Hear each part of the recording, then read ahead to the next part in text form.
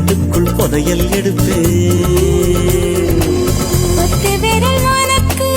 10 விரல் எனக்கு 10 விரல் மட்டும்தான் தித்திக்குது எதுக்கு பொண்ண தொட்ட விரல் தான் தித்திக்குது எனக்கு மத்த விரல் மொத்தமா பட்டினிய கிடக்கு அடமாங்கி காட்டு வண்டே என் மூளை குடையும் நண்டே உன் 10 விரலின் பசிய போக்கும்